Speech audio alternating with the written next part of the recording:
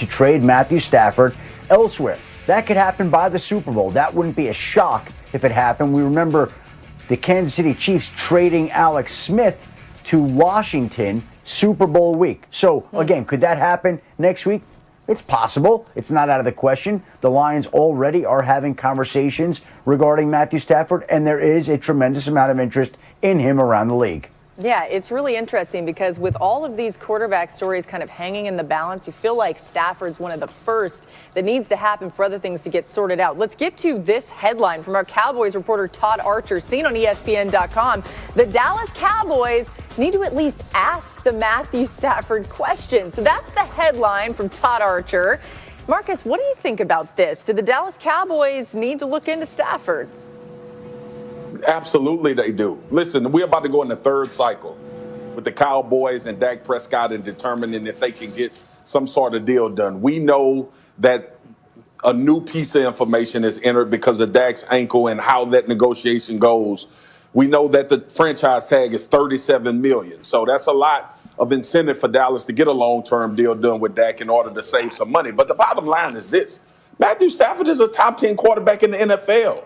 And if you feel like there's some apprehension or there's some possibility that you won't get Dak re-signed, this is an obvious choice for the Dallas Cowboys, especially if they're going to return back a healthy offensive line and those weapons and what we've seen Matt Stafford do throughout his career with the Detroit Lions. An opportunity to win is what Matt Stafford is looking for. And it may not be the Dallas Cowboys as an opportunity to win, but that roster that he has from an offensive standpoint with Matt Stafford could look real good and be really dangerous for a lot of people in this league, especially in the NFC East, where we're trying to determine who the quarterback's going to be for the other three teams anyway. So, yeah, I would pursue Matt Stafford if I'm the Dallas Cowboys and I'm in flux with Dak Prescott in this contract. Loaded. Again, guys, if anybody is talking about Deshaun Watson, they should be talking about Matthew Stafford. So, and anybody that wants to have an idea of who Matthew is as a player, just listen to players talk about him instead of hating fans or whatnot. I'd say this. Everybody that's talked about this has only talked about it in regards to should the Cowboys look into Matthew Stafford. And I think about okay, if you're the Detroit Lions, who have a new general manager from the Rams and a new head coach from the Saints, what are their viewpoints on Dak Prescott, right? Because at some point in this trade, Dak Prescott would have to be a part of it. Yes, and in the last 6 times that Dak Prescott has either played the Los Angeles Rams or the New Orleans Saints, he hasn't thrown for more than 260 yards. He hasn't thrown for more than 2 touchdowns.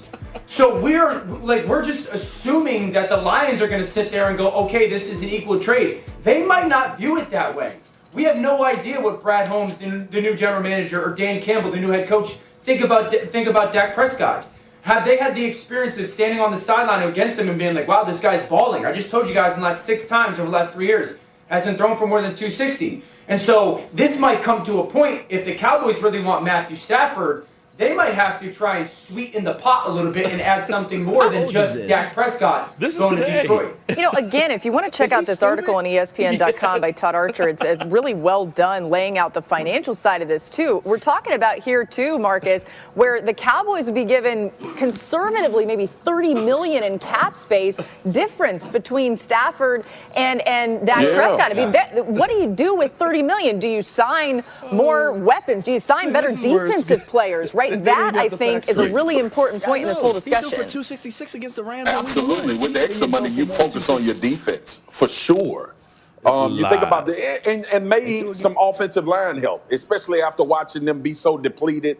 And then the age and Travis Frederick obviously retiring. They probably want to build it inside out once again. But if you can get that money back based on not having Dak, yes, directly go to defense. All 3 of us watched them play defense this year. They need players. They not only need scheme, they need players as well. So, look, the bottom line is this. If they don't sign Dak, they save money. And if they get Matthew Stafford for less, the Dallas Cowboys are in a great position to be in the playoffs and have a chance to win if they do the right thing on the other side of the football, which is defense, and get players on that side fit with a scheme that they can execute at a high level. Really fast, Dan. Yeah, I think what you would see is if these 2 teams made this trade, it would become the NBA. This would be like a 3-team trade, where if Dallas sent Dak and something. Man, sit your ass down. Bro. Okay, you know what? There's so many things that are so wrong with this whole thing. Yeah. Well, I'll tell you what. Hello, friends. Yeah. I'm worked up today. Hello, friends. Mark Holmes here, of course, Wow. with my buddy Cowboy Joe Boo and Joe Bear in the house. And as always, I want to thank you all for watching, commenting, subscribing, and being part of the Joe Boo Sports Report. Without you guys, this literally does not work. So let's get open for business here, and let's wake up the football gods. Wake up there, guys. What's up? It's Mark Holmes, of course, here. And, of course, I've got my man –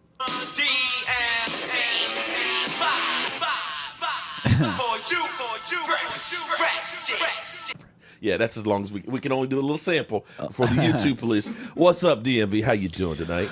Man, look, I was in a good mood until you just played that crap of a clip, Yeah, man. but Like, okay, well, also to Michael Anthony, we got my man Michael Anthony Fitness Reactions. I got to figure out what your theme music is, man. What you think? Huh? I do gig economy work, so that's what I do on my channel. What? No, we need a theme song because we got this from my man. About making that money, hey, look, But you're here now. I got an idea. How about you giving the Stone Cold glass breaking? Glass breaking, or no, better yet, I'm sick of this shit. That's what we do. I'm sick of this shit. We can find that clip. Silly season. Well, I tell you what. Let me make sure I acknowledge the lady. Look, what's up, Lola? Hey, how y'all doing? Lola. Gina should be getting her rack soon there in the mail. Did I see Jessica up in here? Jessica got her rack yesterday. Did I miss anybody else? Did I miss anybody else on there? Did I miss any of the lovely ladies? Okay, so this is what's crazy. Okay, so first of all, they said get Matthew Stafford for a cheaper contract, right? Yeah. Now, here's the thing. Now, first of all, they said we could save $30 million by getting Matthew Stafford. Okay. So what they're saying is you're getting Matthew Stafford for $7 million for next year. Isn't that what they said? You're getting $30 million. Isn't that what she said? Yeah. Yeah. You're not getting him for $7 million for next year. Now, he's got 2 years left on his contract. Here's the way it works. Is basically because I'm about trying to get the numbers right. Okay, here's the thing: they need to move him before March 1st because that's when he gets his roster bonus. Okay, and what they'll be on the tune for will be $19 million.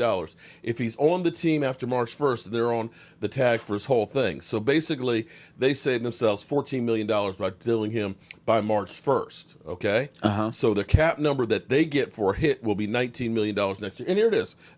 Let me put the camera over here so you guys can see it. See, I'm not bullshitting, okay? This is what they would end up paying, $19 million for next year. Now, Matthew Stafford, because he's already got this bonus money, would end up having the base salary of $9.5 and then the $10 million for the roster bonus that the Lions aren't paying. So $19 million of his cap of his number is being paid by the Lions. The other 20 is being paid by the Dallas Cowboys. And then the next year, he's a $23 million hit. So, technically, you look at that and say, okay, he is $43 million for 2 years. But here's the problem. You're going to have to sign him to another contract at some point, right? Yep. And we know what everybody is looking at happening next year. And the next year is going to be the salary cap is going to go through the roof because of the new CBA. We already know that, okay, you've already got Patrick Mahomes at 45.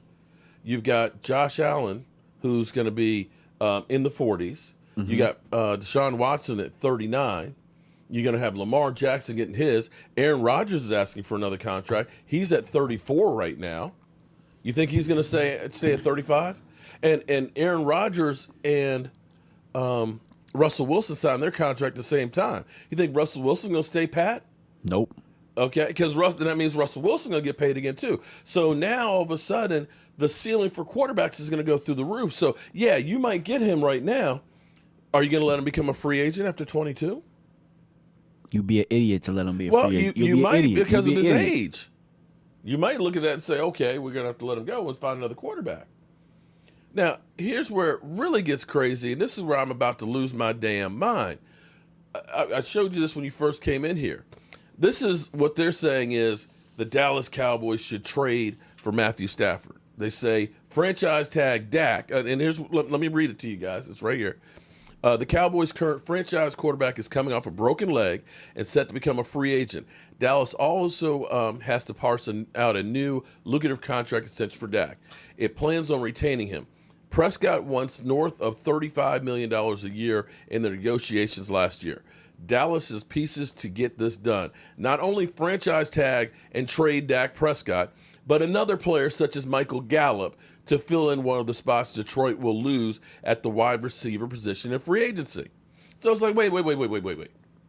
You're telling me, you're suggesting that we take Dak Prescott and Michael Gallup and trade them both for a quarterback that's older from the Lions?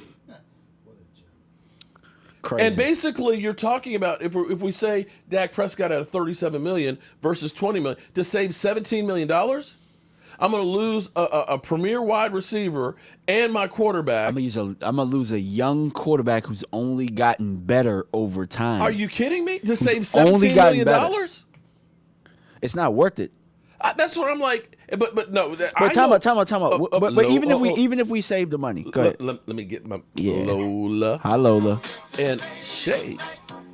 As Shay says, shaking my damn head. There you go, Shay. What's up, Shay? I don't know that I've seen you before. Welcome. Carson Wentz. Carson Wentz. What do you think Dak won't resign? I get paid. Well, you know what? I'm gonna. Actually, yeah, I'm gonna wait before I use the other one. Thank you, Carson Wentz. You know, I know you got money to spend. So I'm just sitting here looking at some of these things. And the thing is Cowboy fans out there, I think some of them are just... Are you stupid or something? Just plain stupid or something. Yeah. Because they listen to these guys, oh, that makes sense. Well, you know, we're going to save $30 million by getting Matthew Stafford. Huh? You're not saving $30 million on Matthew Stafford. Let's put their elephant in the room. What are we saving the money for? We're not going to get free agents anyway. That's another one right there. What are we saving money for? For what?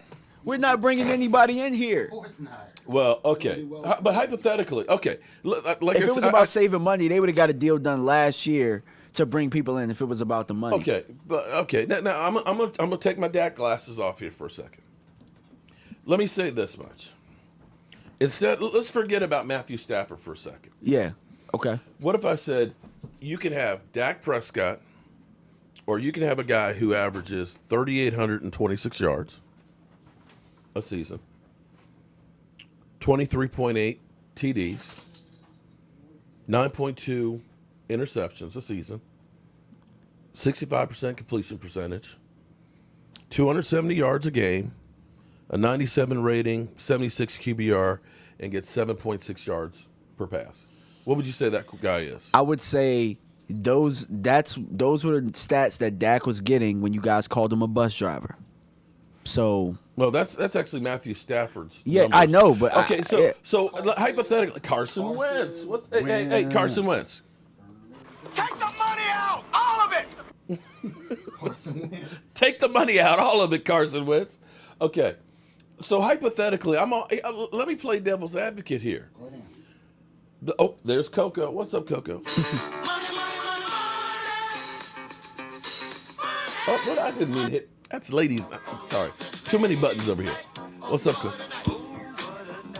What's up, Coco? Okay, so let me ask a question here. So as we look at those numbers those are Matthew Stafford's numbers. Uh-huh. How come we have guys that say that Dak Prescott, when we were 8-8 last year, and when we were playing against, playoff teams, the Rams, Seattle, Browns, teams that were playoff teams, and we were in those games, that those yards were empty calories. Garbage time yards, right? Uh-huh. Because they say you're behind. Yeah. Well, is Matthew Stafford's yards aren't garbage time? Not only are they garbage time, it's like landfill time. I mean, I'm just saying because the Lions don't exactly. Okay, we're talking about a guy, and as far as winning percentage against, we always hear that Dak Prescott's not good against winning teams. Do you know he's 8-59 against teams with the winning record? It's a double standard, man. I mean, I'm just gonna be 100. People just have a problem with Dak Prescott. I don't know if it's that he's just the Dallas Cowboys quarterback, and it's just, and that just sends off light bulbs to everybody. But there's just something wrong with Dak Prescott to people. Like they just don't like the kid. I don't understand why. He's a professional. He's a great leader of men. He does everything the right way. And because he's not perfect, for some reason, everybody makes it about being perfect when you're the Dallas Cowboys quarterback. And they just forget that other quarterbacks exist in the league. Other quarterbacks are far worse. Even the quarterbacks that might look shiny. Well, you know what Matt Stafford is in Detroit? What's that? It's like shining up a turd. Ooh. Shining up a turd. It's like shining up a turd. Damn.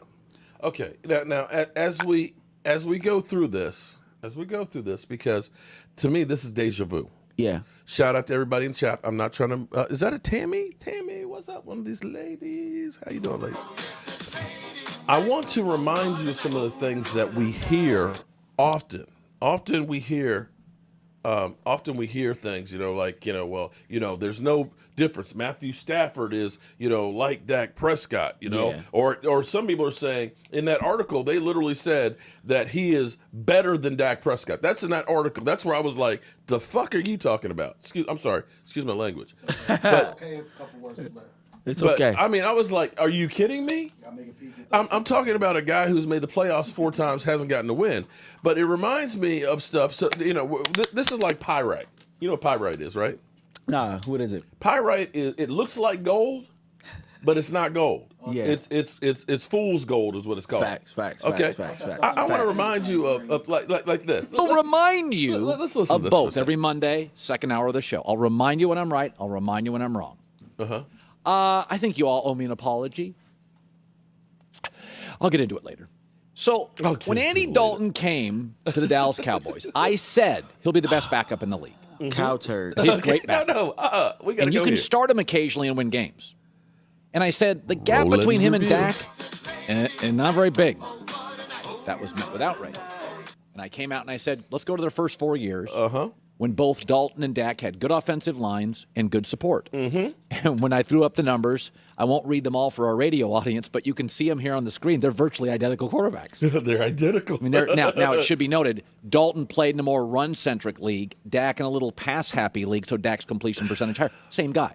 And That doesn't even make any sense. Ball, Dak's a That better would mean athlete. he's And I throwing like less, Dak so he should more complete than more. Dalton. His But completion ain't that percentage big. should be higher. So Dalton comes to Dallas. Boy. Now, this has been a weird year. Oh, boy. No preseason. This has been hard for rookies, for free agents. It's not really fair to judge anybody in September and October, right? All right. We've said this God, about the this draft. guy's I mean, there was never no played there was football. no games. Okay, all right. So okay. And also the Cowboys had a telling new me staff. okay, Andy you're telling Dalton enough. Okay. got a concussion. Let Didn't know it was me COVID. end that. But So I basically, don't he think- was saying Andy Dalton is the same guy, right? But here, let's go back even further here, and let me remind you of this one.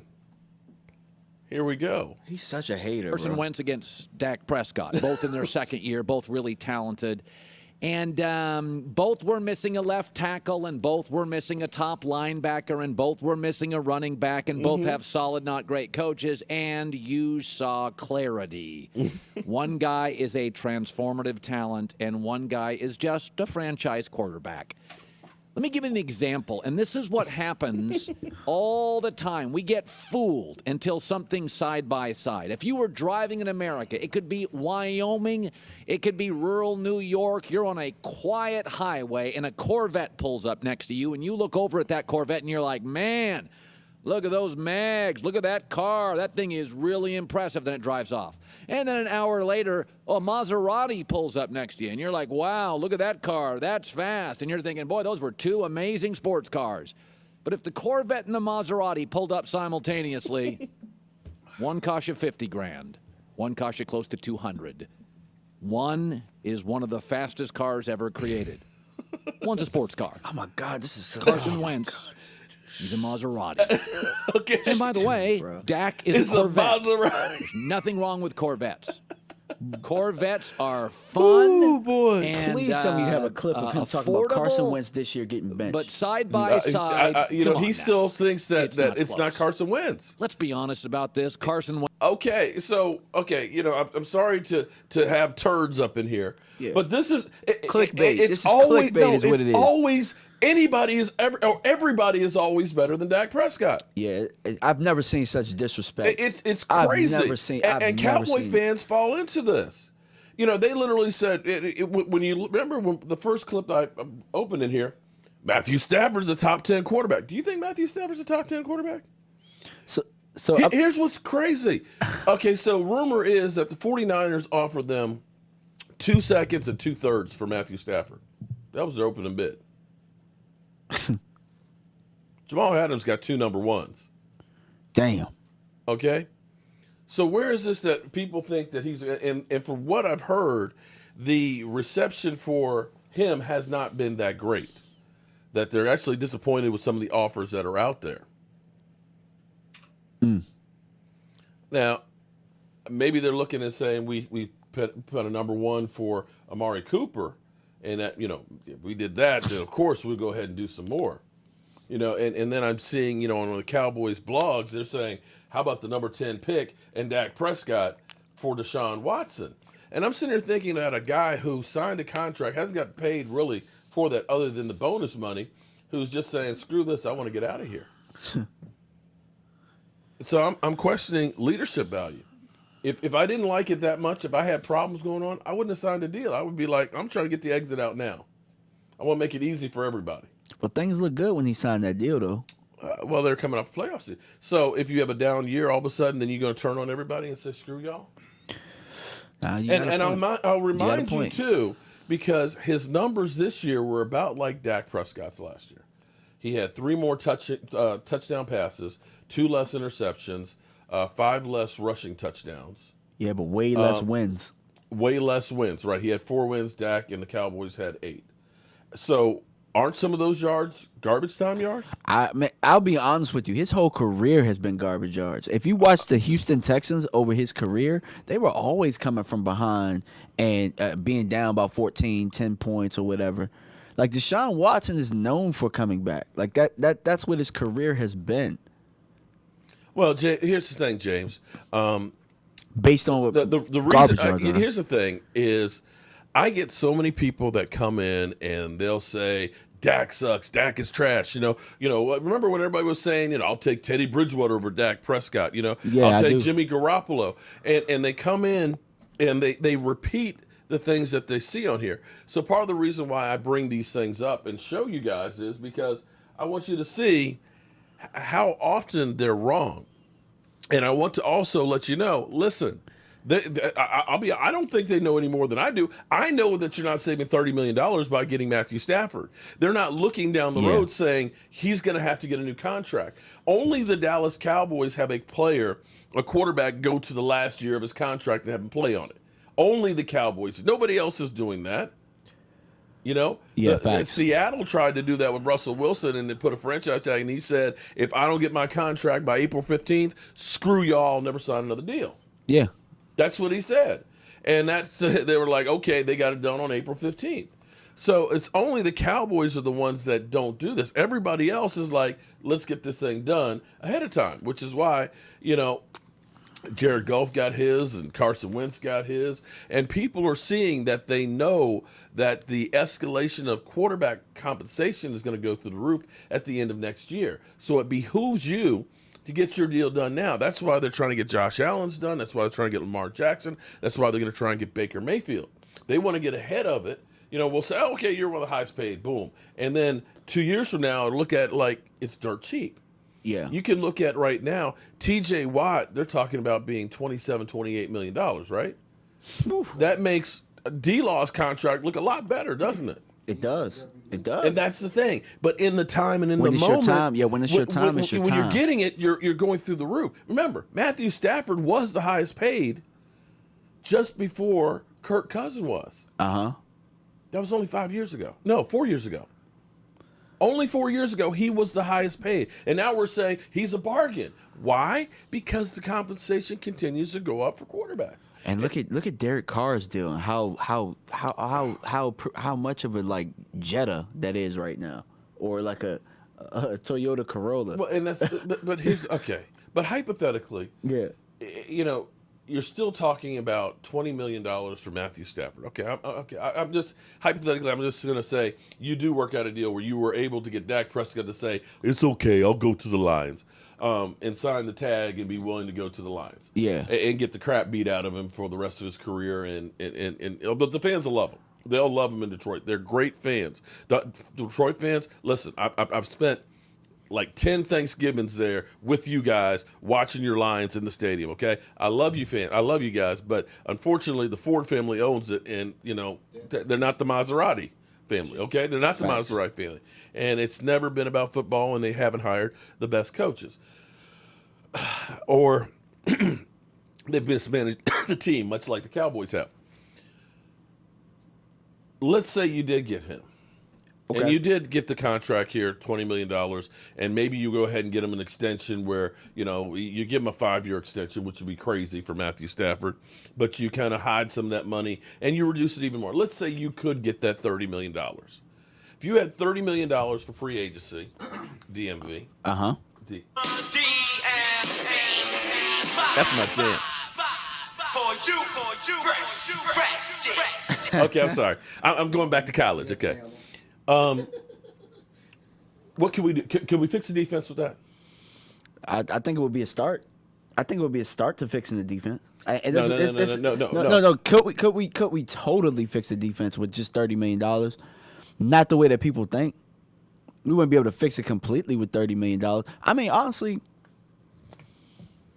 there's some free agents coming out, but I think we'd be in a better spot. But I don't think. I mean, honestly, you can't just throw money at the problem, you know? But that's always worked for us, hasn't it? Yeah. When we throw money at the defense, hasn't that always worked? I mean, we haven't really thrown no money at the defense like in free agents in a while. I mean, the times that we had, those free agents ended up being pretty good. Like Leroy Glover ended up being pretty good. You're going way back, dog. Yeah. Well, I mean, that was when Jerry kind of ran things. Jerry brought in good free agents. It's Steven that really doesn't believe in it. But over the last 10 years, Brandon Carr. Brandon Carr was solid. He was solid. He was solid. He wasn't bad. $54 million. That's what his original contract was, plus what we paid him this year when we brought him back. Greg Hardy. He got $9 million for. Well, $9 million ain't really that much for a pass rusher. For 12 years. Okay, so with $30 million, you get. Okay, think about Robert Quinn got a 5-year, $75 million contract. Okay. And the safety from Denver, what's his name? Simmons. He's probably getting about a $16 million a year deal. I think $30 million can help you towards getting him. Him and how much more? But having just him, I mean, look, okay. Seattle gave up 2 number 1s for Jamal Adams.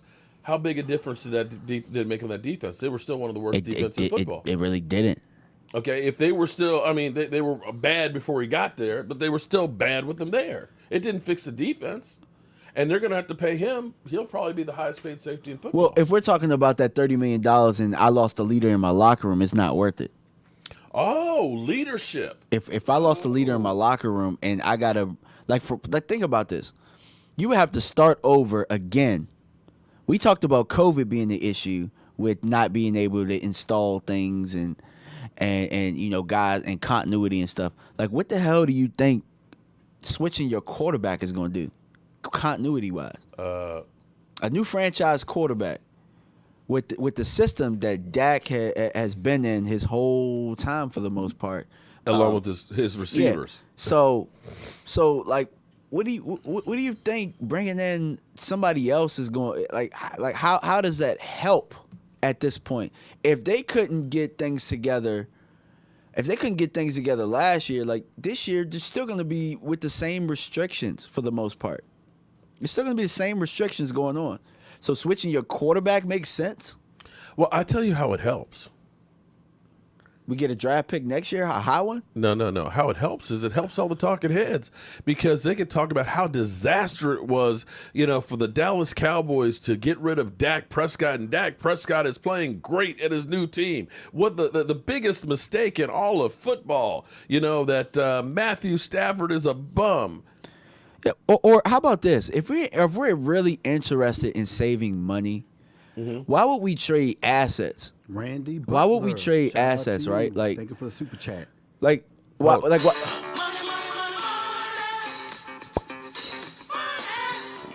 Why? If we're interested in saving money and we think that the team can win as is, and why wouldn't we just draft a quarterback at 10? Well, okay, but herein lies the next problem. You start thinking about. Are you going to get lightning in a bottle? Remember when people thought Josh Rosen was going to be a good quarterback? I agree with you, but I mean, do you think we're going to get lightning in a bottle with a quarterback that's used to losing? I'm not the one saying it. Yeah, I'm just saying. Like, I mean, it's really a legit, almost the same thing. It's almost the same thing because you're going to get somebody. I mean, all right. The only difference is you got a couple of years with this person. At least with this rookie, you'd at least have possibly 5. You know what I mean? Like with Matt Stafford, like how long would you get? 2-3 years? Okay. Now, let me add one more thing here. We're gonna move on to Senior Bowl for tomorrow. I know people are ad nauseum. Alan, shout out to my man. The last super chat? He got his Redskin rack. Randy. Thank you, Randy, for that super chat. Glad you liked the rack, man. For whatever reason, that burgundy is just a pain in the ass. I don't understand why, but the burgundy color and the yellow, it's just hell. No, it might yellow, be. No, it's yellow in general. Well, The yellow colors are it might be because I tried. It might be because I tried to use piss. Oh, I'm sorry. No, we tried to make it yellow with some. Anyway, all right. Moving right along. Wrong. We broke records on defense. Now, we did have money to fix the defense for those 4 years that Dak Prescott was making under $2 million a year. How come our defense wasn't fixed back then? I mean, we spent money. We spent money on D-Law. We spent money on Jalen Smith. We spent money on Zeke Elliott. It wasn't fixed because they don't know how to evaluate defensive coaches, and they don't know how to evaluate defensive players to fit with those coaches. Gina. Yep, Derek, he is always going to the bottom of the barrel for free agents, wasting money. See, that's what I'm talking about. Our ladies they know their shit. They know their shit. I can't dispute that. Because, think about the dead money we got this year because of the bargain basement shopping that Jerry did. Oh, my God. Huh. Well, what about all those free agents we let go? Well, we wasted money on. I'm not mad about the free. That's what you talking about, that dead money. money. Okay. Money. The ones that we let go during the season. We got twice. 2 times Yeah, dead money. right. We got dead money on the on the list twice. Yeah, 2 times because we re-signed them. Philly D, Kelly Green and Silver, do it for your boy. Oh man, look, hey Philly D, Take the money out, all of it. we got you covered, man. We got you covered on the Silver, man. I found it.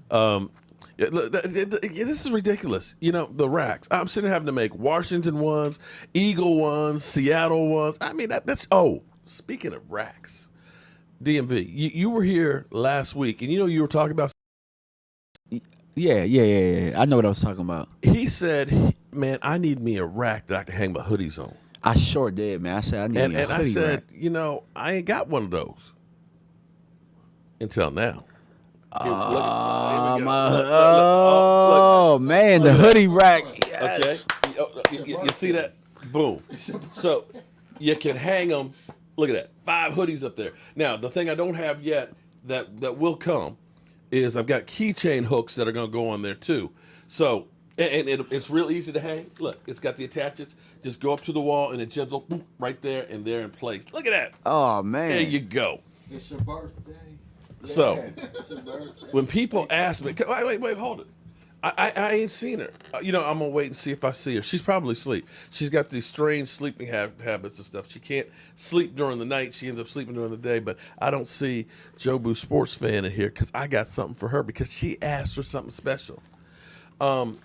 Moving right along, to me, the Cowboys' best bet is get Dak Prescott's deal done, okay? If you go ahead and get his deal done, you can go ahead and that same money we're talking about saving with Matthew Stafford, you can save that first year. Okay? And if you go through and you say we need to fix the defense, you can take that Amari Cooper contract and you can restructure that money. You can restructure Zach Martin. So you can get the money that you need to do both. And you don't have to give up the number 10 pick to try and trade for Deshaun Watson, okay, and hope that you can work out a deal and that Dak will be happy to do that one. You don't have to go through and get an old-ass quarterback that doesn't know your system, okay, that your player's going to be looking at side-eye because you got rid of their buddy who knows how to play in the system with that. And one final note, and see, I was actually going to save this for later, but I just want to remind everybody the Cowboys' record with people from Detroit. You know the last time when we traded with Detroit, we went for Roy Williams? How'd that work out for us? I think the best player we got from Detroit is probably Kyle Cozier. Okay. But I'll remind you that you're right. Scott Linehan Oh, yeah, I forgot about Scott. came from Detroit. Rod Marinelli. Okay, John Kitna. And Kellen Moore. Why do we love Detroit so much? Thank you. That was that's my next video right there. For some reason, we keep thinking, let's go to the Detroit Lions because we can be a winner with what Detroit has. Yeah, with that left. Am I crazy? Am I stupid? Sure, let's go get Matthew Stafford. Come on, man. Come on. Makes sense, though, if you're talking about Oh, man. Lola, Tyson's worried about your team getting a name first, then own your problem, your quarterback situation. Ooh, look, see, that's why I love our ladies, because they will dish it on out. They will dish it. They will cut a brother. I love the ladies in here, man. Y'all keep it up. Y'all keep kicking ass out there. Keep kicking ass. Gary out Phillips there. says the 5 coat rack hat. Well, it's not only going to be a coat rack; it's also a key rack. Okay, with the team colors. So you have the very first one. Yes, man. I got the. Hey, look, thank you so much for that, man. I'm speechless. Thank you so much. Like, it really is a surprise. Like, this right here, we literally talked about this the other day, and these guys put in the work. So I really appreciate that. What's funny is my wife was like, "Oh man, I really like that one." Now there's the hat rack that's over there. You can't see it from my camera and stuff, but that one, Greg, if you're in here, because Greg wanted a 6 rack one. I said, "Well, Greg, I've got one that's hanging in there." I said, "If you want to say it's man cave used, I don't know if that's more valuable." Yeah, man, I want that one. He said, "Will it come with one of the autograph hats?" No. Nope. The hats stay here. All right, so moving on to the Senior Bowl tomorrow. Have you been watching practice? I have been watching practice, man. I did a video on the first day, and I was going to do one on the second day. But, yeah, there's some really good prospects out there, man. Some guys that's going to climb up the board, some guys that, our Cowboys could use. The Senior Bowl practices have been really lit, man. I have a new respect for the Carolina coach, Matt Rule, man. He's a really good coach, and yeah, it's gonna be a good game tomorrow. I can't wait to be here and talk about it with you fans, you guys tuning in. Make sure every one of you guys is tuning in to this channel and watching Senior Bowl. It's gonna be really fun. Smith is awesome. Yeah, I'll be here on my break. Okay. You're welcome, Gina. Dak Prescott, sorry, Cowgirl fan. Okay. What's up, Law Nation fan? How you doing tonight?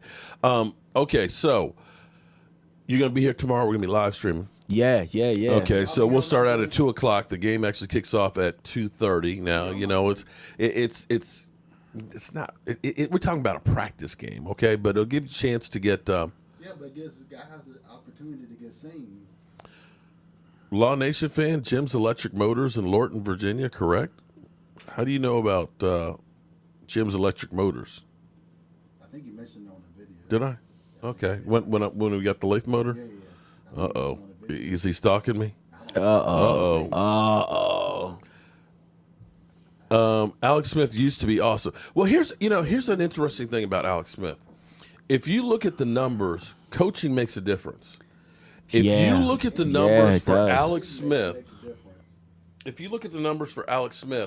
when he was with the 49ers, and then when he went to Kansas City, it was literally night and day difference because and this is where you that start Andy Reid, man. You start looking and saying maybe there's hope for a guy like Sam Darnold, that maybe coaching is the issue. Coaching can elevate you big time because, see, like I always tell people, it's not what you know. You could be a genius and you can go interview well and you can do all of this stuff. It's not what you know. It's what you can get your guys to know and get out there and go out there and execute. That's where it matters. That's where coaching matters. And Andy Reid, man, let me tell you something. Every quarterback, it just seems like they get the most out of themselves with him. They do. Oh, he gets the most out of them without a doubt. He's like a miracle worker when it comes to working with quarterbacks. Jimmy Johnson said the Dallas Cowboys' problem is their defense.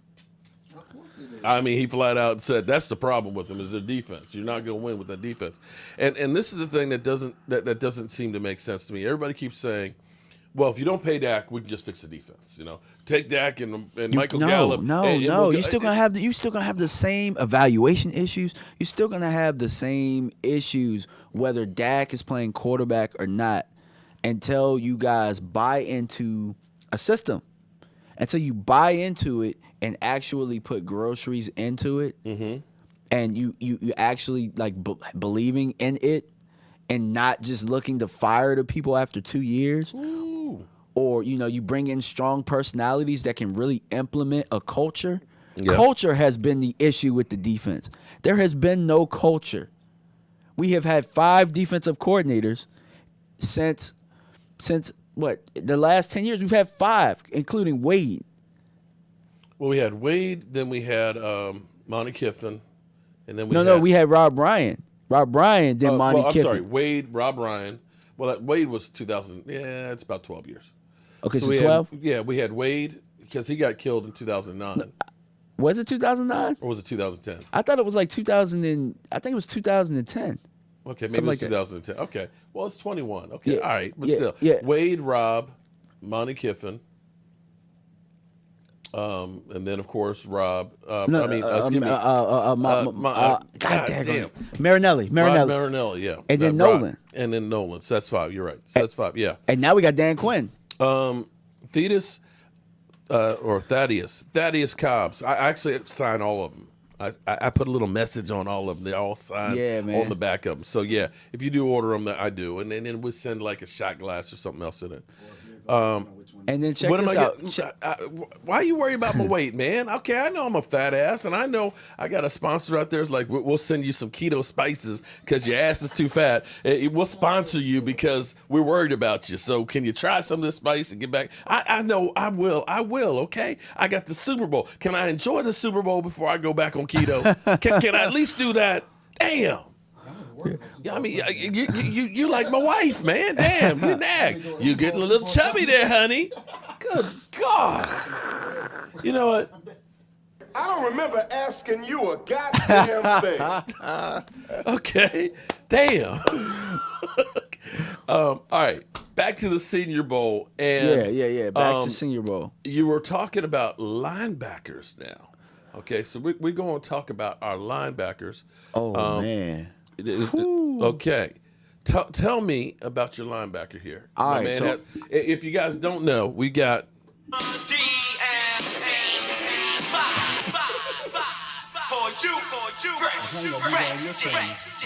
right, we got DMV. Yeah. DMV is doing all this great work and stuff for Lola, I will be here live and in living color with all the wrinkles. Starting at 2:00 tomorrow.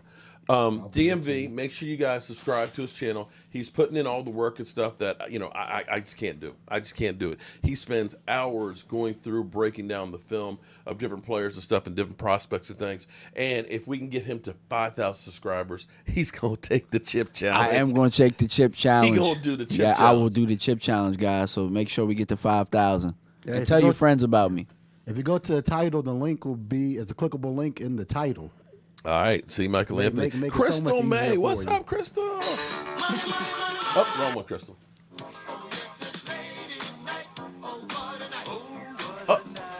And Tammy, what's up, Tammy? Hey, Miss Tammy. What's up, Tammy? How you doing? Welcome to all the ladies in here who know all the stuff. Y'all bragging about how Phil. Abe wants to know, who would you pick at 10? Who would I pick at 10? Who would you pick at 10? Hey, look, Abe. Hey, look, y'all might be upset at who I would pick at 10, but I'm picking Kyle Pitts at 10. I'm picking Kyle Pitts. Oh, Lord, here we go. Kyle Pitts at 10. All right. Okay. That's my 10th pick right now, as it stands right now. All right. Well, tell me about Jeremiah right now. But I will tell you this guy right here, if we went ahead and got him at 10, I wouldn't be upset because he's a really good player.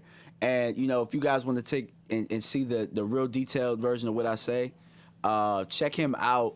Go to my channel, watch the video. I just released it tonight, right before we came over here. I wanted to make sure that, we did that. So like they're saying, subscribe, like, and share. But look, this guy is from Hampton. He went to Bethel High School. That's where Allen Iverson went to school. So, hang on for 1 second. Tyson Urban, who is a Washington fan. Okay, he said Dak was 2-6 this year. Oh, wait. First of all, you're wrong. He didn't play in 8 games this year, buddy. He didn't play in 8 games. Okay. Fact. And then 8-8 last year. Don't pay him. Okay. So you say don't pay him, but go get Matthew Stafford. Okay. Come on, man. Come on, man. Look, are you playoff twice in his career and won. Are you stupid or something? Seriously. Oh shit. Situation requires is a whole lot more, and you shut your mother ass up. All right, that's what I got for you, Tyson. Shut your mother ass up. All right, back to Jeremiah. So look, from Hampton. This guy right here was like second in the defensive player of the year in the nation. And when I tell you that this guy plays at a different speed, he plays at a different speed. All right, so they say that he's undersized because he's 215. So he's 6'1", 215. 215, damn. But when you watch him play, he doesn't play like a 215 guy. He takes on blocks. Like, he hits the gaps. I mean, he fills the holes. He's more like a weak side backer. But, like, watch this play right here. Like, this is just something real simple. Like, he's always aligned perfectly with where the play is going to go. So, look, he's supposed to blitz on this play. And so, look, you see him blitz, but watch how he peels back, and he's just playing football and playing at a different speed. This is Alabama we're watching him at, right? So, look, like I said, he's always aligned perfectly. He always carries out his assignment. So this tight end's going to go in motion. He's going to line up across from him, and he's going to cover him man and take away Mac's first read. Watch how he pulls it back, pulls down, and then he has to run. So that's the type of thing. But when you're watching him, you're going to be able to see how he plays in space. And being able to play in space in the NFL today is going to change the game when you have linebackers that can play like this. Now watch how this big play, look at this. He's taking on big blocks from linemen, not afraid. Now watch this. He's going to shoot the gap right here and tackle Najee Harris. He's going to shoot through the B gap, sidestep an All-American guard, and make the tackle. You know what I mean? And then this right here is just, showing his responsibility. He's a guy that can cover receivers and tight ends man up. Man up. Something that we have not seen our linebackers do ever. We've never seen it. Forever, ever? We've never seen it. You know what I'm saying? So on this play right here, watch this. This is Devontae Smith. I think this is the play right here. Oh, no, this is not it. Just watch how he pursues, and makes the tackle. Okay. This might be the play right here. This is the play. Watch how Devontae Smith, Heisman Trophy winner, tries to run a slant. Watch how he reroutes him here. Watch how he jacks his little ass up so he can't get across the field. You know what I mean? Like, this guy right here can play some ball, man. You know? This play right here, I can't remember exactly what happens on this one. I think that you see him in space. Okay. You see him in space, and you see him stop a big play by taking on blocks. You know how our linebackers run away from blocks? He doesn't run away. Downfield. This guy's 215. Uh-huh. You know, let me back up. 215. Look at this, in space. He's going to guard a slot receiver. Now, he's not going to make the tackle on this play, but look, he's shaded inside, and he's going to guard him man up. Now, he doesn't make the play here, but he's going to get him back. He's going to get back the same slot receiver. But watch this play right here. This play is explosive, explosive, explosive. So watch this. He looks like he's in zone coverage, right? So he's disguising a blitz. You don't even know he's coming. They don't even know. Watch how the running back freezes up when he sees him come. Look at the speed. Look at this. Takes the ball right out of his hand. Now, I know what a lot of people are thinking. They're like, well, Notre Dame. They're like, Notre Dame. Look at this. He's head up on the slot receiver right here, guarding a man up. Man up. Damn. No zone. Look at this. A lot of people believe he can play safety. For me, I say keep him at linebacker, but a lot of people believe he can play safety. Look at this. Step for step. Forces a fumble. Step for step with the slot receiver. With Rodgers from Clemson. Rodgers from Clemson is a beast. He's in the Senior Bowl. You'll see him tomorrow. Look at this. He's all over the place. Now, this play, this right here was crazy. Like, watch the intensity. Watch how fast he flies up from where he is. He recognizes that it's a draw and tries to knock and clean his head off. This dude right here, man, he's special.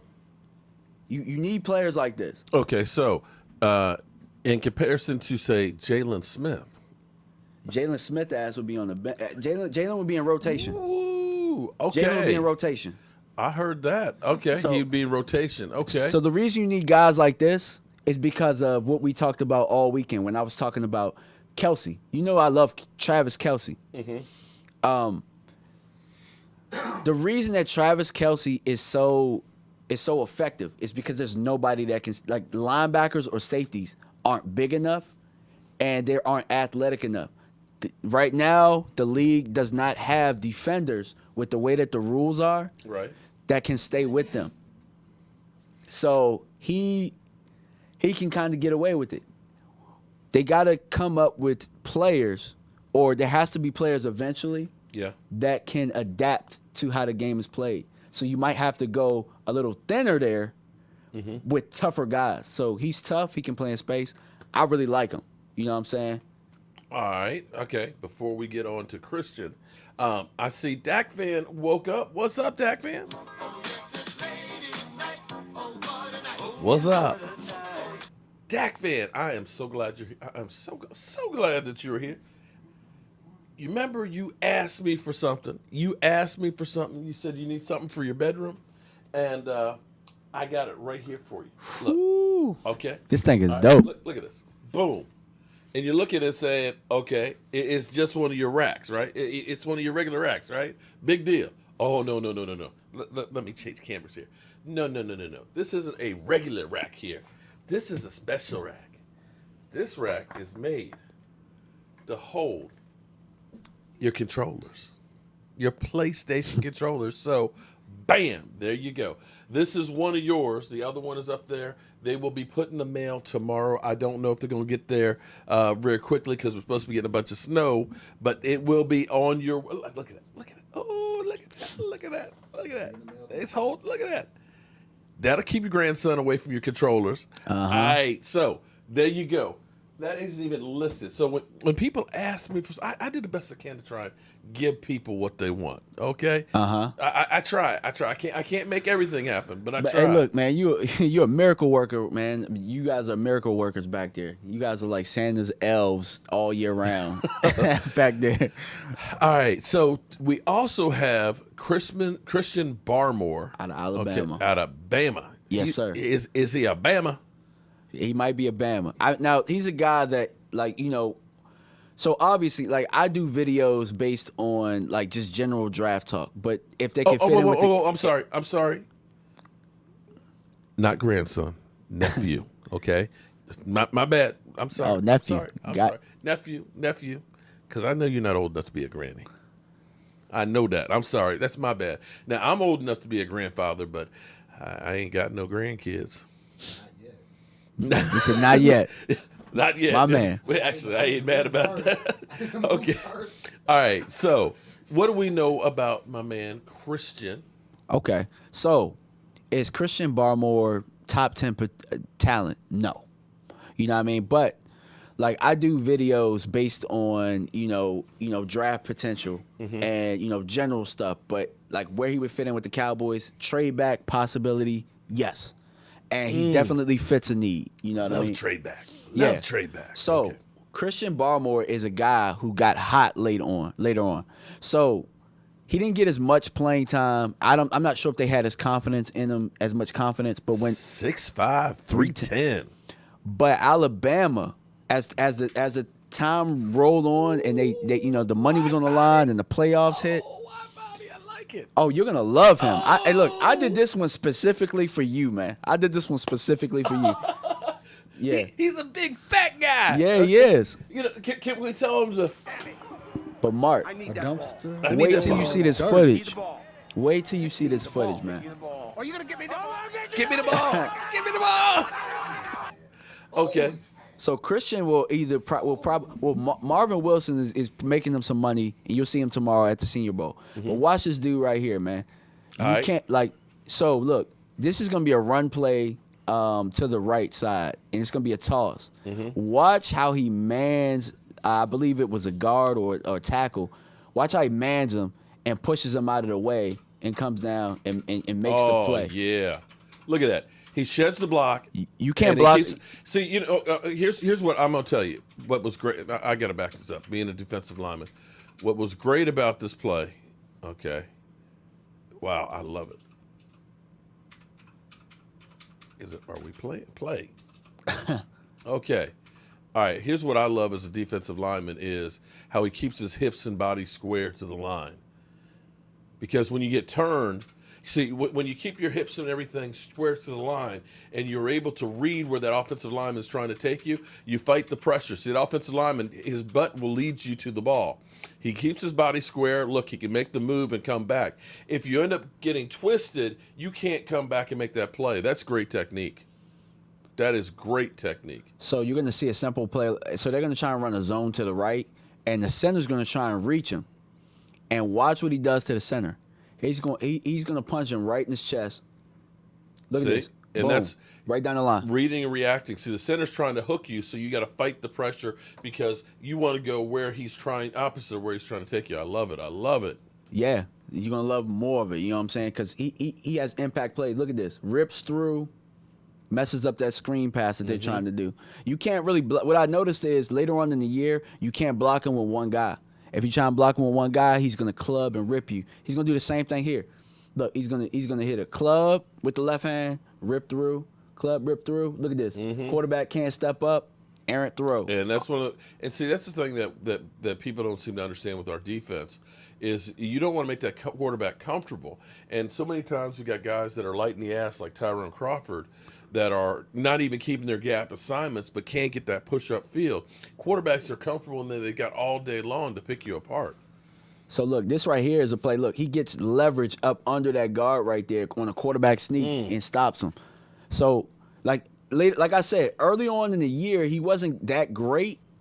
But later on, when money was on the line, he made a lot of impact plays. So this is against him at LSU. LSU wasn't really that great this year, but he made some really good plays in this game. Look, almost the same thing what you're talking about. Look, keeping the square, coming down the line.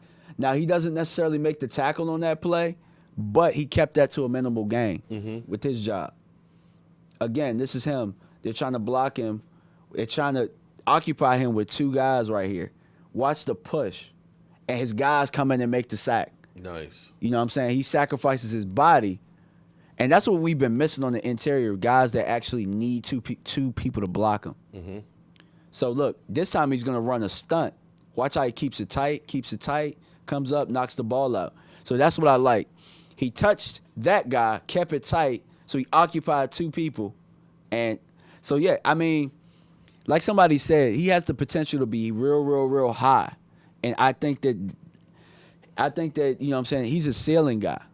So, look, he occupies two people right there and pushes them back. Look, his guys get the sack. Well, we know that the Cowboys don't believe in defensive tackles and safeties and spending much money on it. They always like to go for the defensive ends. Yeah.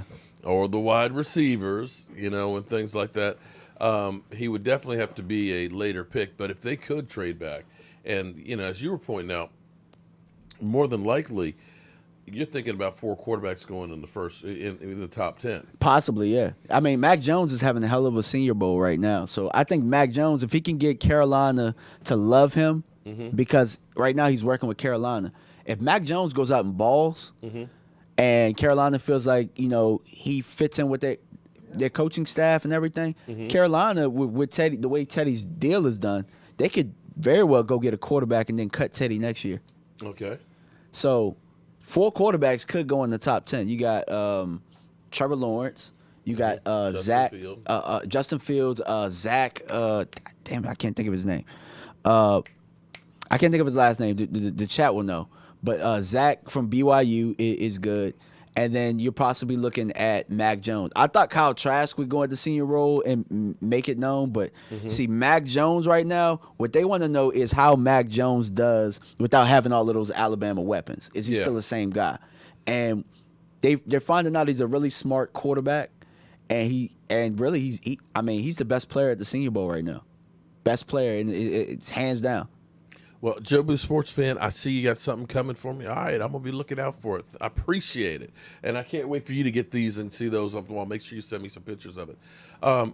Crawford getting pushed around like a fat kid on the playground. Yeah, man. Yeah, man. I'm tired of that, bro. I'm tired of that. Well, and this is where it's funny. Yeah, Trey Lance is another one. Sorry, yeah, Trey Lance is definitely another one. He'll probably go. This is what's always funny to me is they keep talking about, well, if they don't get Dak done, they got free agents like Tyrone Crawford. It's like, I don't want to resign. Wait a minute. It's like, are you kidding me? I do not want to resign Tyrone Crawford. They keep saying, well, he does the dirty work. He's a team leader. You know what? I need somebody that can lead the team with some forced fumbles and some sacks. How about that? How about I got a team leader and he got hurt this year. Like, I don't need a bum. Like you said, I don't need a bum. I don't need a bum ass team leader for what? Right. Yeah. The one guy we do have that's a team leader that people follow behind. They say just get rid of him. Yeah. Maybe that's what. Hold on. If he was the defensive team lead, maybe that's why they sucked. I think he was heart and soul of the whole team, but Crawford? Oh no. That's what I was talking about. Maybe that's why they sucked. If he's the guy that's leading, he was out there this season, 2 sacks. Here's the thing that's crazy to me because it still goes back to the whole thing because I know one of the Washington fans in there said that Dak stinks because he was 2-6 this year. He only played in 5 games or 4 3/4 games. I don't know how we got that one. But we look at what Andy Dalton, because they'll say, well, Andy Dalton had a better record. But do you count beating Cincinnati as a quality win? Cincinnati didn't even have their rookie quarterback. Dak could have beat everybody that Andy Dalton beat. What about the times that, the games we lost with Andy Dalton, we got our asses whooped besides the Giants. We got our asses whooped, bad. Do you guys remember the Ravens game? How he couldn't even, stand. The Ravens game? Washington twice? When have you seen Washington whoop Dak's ass? Ever. When have you seen Washington just go in and just whoop Dak's ass? I got. When have you just seen Washington go out there and whoop Dak's ass? They whooped Andy Dalton's ass twice.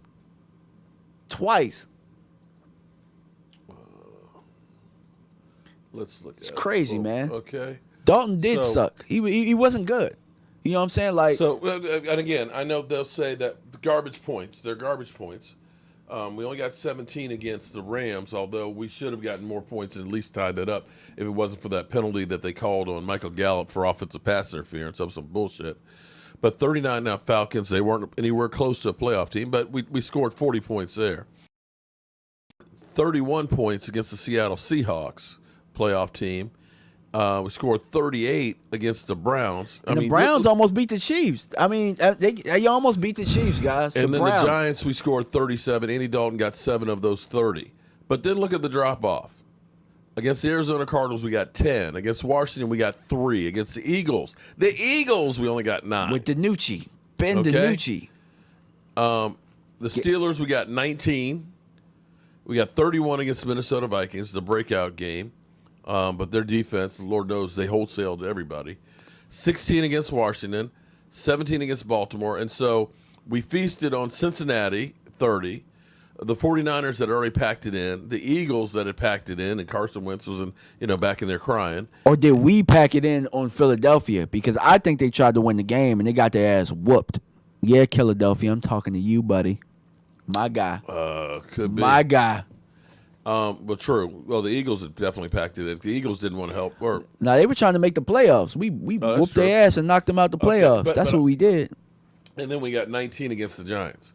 So for some reason, people equate the wins of Cincinnati, San Francisco, and the Eagles as you did great things, as opposed to the teams that were playing the first half. I'm sorry. Those were not good games. I mean, that's not stuff to hang your hat on to say Andy Dalton. Because some people have said, well, Andy Dalton was winning games, so let's just keep Andy Dalton and save the money. And I'm like, you're going to drop about 15 points a game. I hope. You know what? Keep talking Andy Dalton up. You know why? Because you maybe get that compensatory pick. Yeah, I want that compensatory pick. Somebody please believe in Andy Dalton enough to come sign him. Please. Well, here's the interesting thing is come sign Andy Dalton. There's so much upheaval this year with quarterback. Okay, so you're hearing 49ers. We hear that they're interested in making a play for. Well, we heard that they made a play, or at least allegedly, for Matthew Stafford. So Jimmy Garoppolo will be out on the streets. We've heard Carolina is trying to make a push for Deshaun Watson, but we know that New England is going to want a quarterback. That may be later in the draft because Bill Belichick finds quarterbacks where nobody else does. Man, they might like Mac Jones, man. I'm trying to tell y'all, I think Mac Jones is all right, man. But they might like him enough to get him. We know the Colts need a quarterback, okay? Yeah, Colts. Carson Wentz, you kind of got, the coach was like, we got 2 good quarterbacks, but he didn't actually commit on whether or not he's going to be there. Yeah, the Colts need one, Washington, the Steelers. Okay. You had the Rams GM kind of say that Jared Goff is a Ram right now, which is kind of like right now. So you're not going to say if he's going to be for the season? And you hear there's an open competition for him, and the guy who's the competition with is who? I mean, it's a nobody. Nobody I've never heard of. Was it the guy that got knocked out of that playoff game? Could be. I don't know. So you're looking at those teams. Carolina, they're trying to get Deshaun Watson. New Orleans has got to do something at quarterback. Detroit has got to do something at quarterback. You would be very surprised to find Jacksonville. You'd be very surprised to find that we might have some trade partners possibly to come up there and try and get a quarterback. That's what I'm thinking. That especially if some of these guys up there start falling, you're talking about 12, 13 teams that are going to be looking at quarterbacks. There's only, veteran-wise, I mean, it's basically retreads. You can take a flyer on Jimmy Garoppolo or, maybe Jared Goff, or you can try and make a trade maybe for Carson Wentz and, wow the Eagles and hope that he works out. But there's more spaces than there are quarterbacks. So there's going to be some reaches for quarterbacks. Yeah. And maybe we're lucky enough that somebody says, damn, one of these guys falls down, is right there at 10. Let's trade with the Cowboys and get some extra picks. And here's my disclaimer for my Kyle Pitts thing. My number one thing in this draft is to trade down. Mm-hmm. That's my number one. I want to trade down because I feel like there's no defensive value at number 10 in this draft. I don't feel that there's any defensive value. But if I got to stay at 10, I might as well become the best offense I can be. But I'm getting Kyle Pitts only if Dak Prescott is my quarterback. Yeah. I'm not getting Kyle Pitts, or maybe I'll get a tackle if Dak's not my quarterback, but I'm not getting Kyle Pitts unless Dak is my quarterback. You get what I mean? It only makes sense if Dak is the quarterback. And we can't find a trade partner to go back. Ivan, Far fans said, I would love to see Dak without talent. This dude would be a nobody. Let me ask you this. When Michael Gallup was drafted, where did you see him in the draft? Did you see him as a game-changing wide receiver? Actually, I did. Actually, Clarence will tell you that. I did. I knew that, like, in that draft, everybody was saying we should get a receiver in the first round. And it's some of my tweets. I went back and I said, nah, I want to trade back. I'd rather get a guard. I'd rather get a guard there than get a wide receiver. Mm-hmm. I wanted a guard. We got Leighton Vander Esch. Or I wanted a safety. I wanted a guard or a safety then. Okay, but of course we got Vander Esch. Yeah, we ended up getting Vander Esch, and I was kind of upset and because. And then we got Connor Williams. I like Connor Williams a lot. I like him as a tackle. Okay, but most people didn't look and say Michael Gallup's going to be a great receiver. I mean, okay, maybe you did. But, I did. But he went. I mean, there was like 10 receivers that went ahead of him. Yeah, and it was a good receiver draft. That was the year Calvin Ridley came out, DJ Moore came out, and that was a year though where everybody was like, we should get a receiver right there. And I was like, nah, no, you can get receivers later. And right before I went on the plane to meet you guys, Clarence was like, well, then who do we get? I was like, get Michael Gallup in the 3rd round. Okay, and so I got on the plane. We had Michael Gallup in the 3rd round. Go. Well, here's my point, Ivan. I'm going to say this much: we had so much talent, right? What did Andy Dalton do with the talent? Often miss wide open people. He didn't make good reads. This is the thing that's always amazing to me is everybody keeps saying, well, Dak has so much talent. He ain't had a good offense. You know, they've still been on the tag of you got the best offensive line in football. We ain't had the best offensive line in football since about 2016. And facts. No, that's the truth. It's the absolute truth. That was the pinnacle of it because the next year it went downhill fast. We ended up getting Ron Leary, went to Denver. Doug Free, Doug Free retiring, I think, hurt more than Ron Leary being gone because Doug Free was supposed to be the leader of that offensive line. A lot of people didn't know that, but Doug Free was one of the most penalized players on the Dallas Cowboys. But we didn't get a lot of those penalties. But he was. But Doug Free was the glue that kind of held that line together. If you think about it, I mean, we really haven't been much since that line. We haven't. He was just the worst of that line, but he wasn't like. I mean, we would kill to have Doug Free right now. I would take Doug Free over Lyle Collins. I would take him over Lyle Collins. Yeah, I would. Not having been retired for the last. Yeah, but I just mean that Doug Free that left. Yeah. I would take him over Lyle Collins right now. I'm going to say that to me, that Amari Cooper was a better receiver because he had Dak Prescott. Absolutely, and the numbers show that. The numbers show it. I'd say the numbers where you had Derek Carr, who was one time was a MVP candidate. Yeah. Where in 5 games he only had 216 yards. Mm-hmm. He comes to Dallas, and immediately Amari Cooper has got the best numbers of his career. Absolutely. I'll look at Randall Cobb, who looked like he was on his way out of the NFL. Ended up having more yards per completion since his best season in 2014 and gets paid big time in Houston.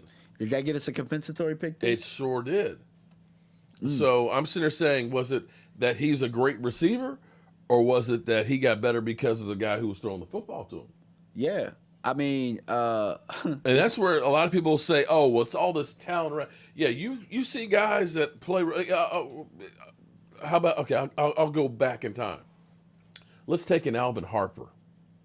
Alvin Harper was I know.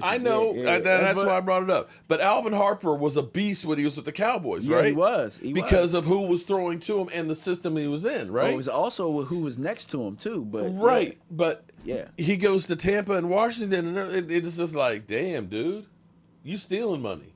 Facts. And I'm not trying to trash him. I love Harper to death. See, that's where you look at it and say, the guy who's throwing you the football makes a difference on your statistics.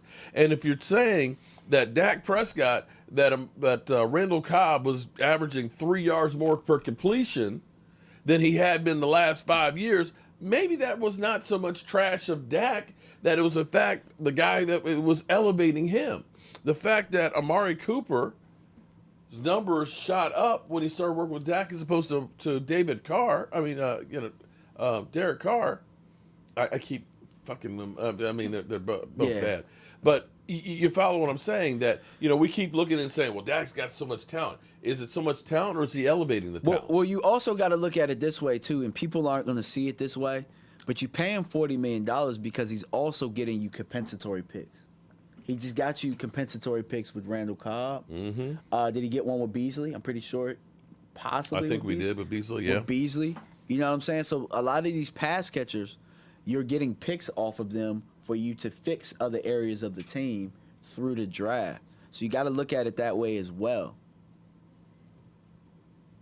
And, you know, I will say this about Alvin Harper. He's a heck of a coach, man. That dude can coach. I'm a receiver coach now, and a lot of the stuff he taught, like, I still use that stuff. So, you know, guys, try not to kill Alvin Harper too much in the chat, man. He's very dear to me. He's a good guy.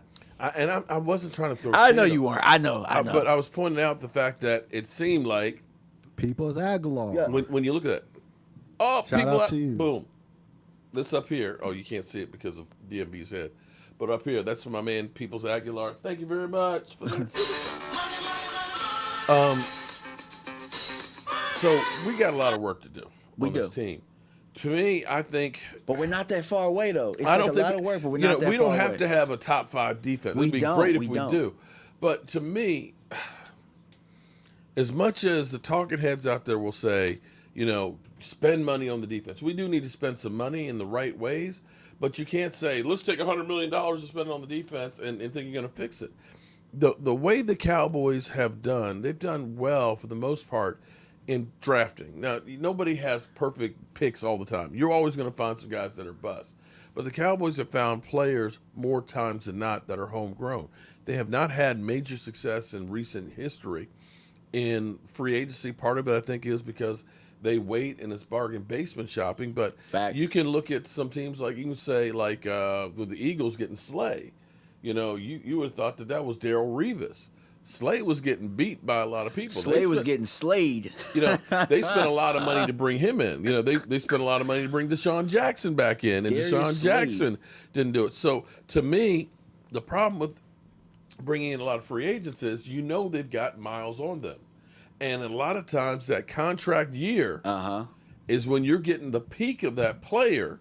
And now I gotten paid, you know, I can kind of take it easy because you ain't going to cut me. Fact. You know, I ain't going to go ahead and put my nose out there any more than I have to because, hey, I'm hoping to get another contract after this one. Mm-hmm. I got to protect the franchise. So the thing is, to me, it's got to be the draft. Your suggestion of if we can trade back, if there's 4 quarterbacks that are there that are deemed top 15 or whatever, somebody might say we need to move up with the Cowboys and make sure we get this guy. You can find a Chicago that traded up 1 spot for Mitch Trubisky. Interesting fact. That was stupid. Here's an interesting fact for you. Now he's on the market. Yeah, but you trade up 1 spot for a man you probably could have gotten if you would have stayed at the same spot that you were. Let me find that. Answer for 1 spot. Shout out to Law Nation because he posted this on Instagram. Let me see if I got it. Because I want to make sure, you know, I want facts here because people will kill you when they tell you you're wrong. Interesting thing. Requesting a trade, okay? We go through and for it's a double standard, right? It's a double standard because they'll say, you know, the Dak Prescott lost the game. Dak Prescott lost to the Browns, even though the Browns scored 48 points. Okay. Deshaun Watson is 28 and 25 in his career. Requesting a trade. Mitch Trubisky is 29 and 21, and he's going into free agency. So if your thing is the quarterback's wins or losses, Mitch Trubisky's got more wins than Deshaun Watson. Damn. Explain that. Right?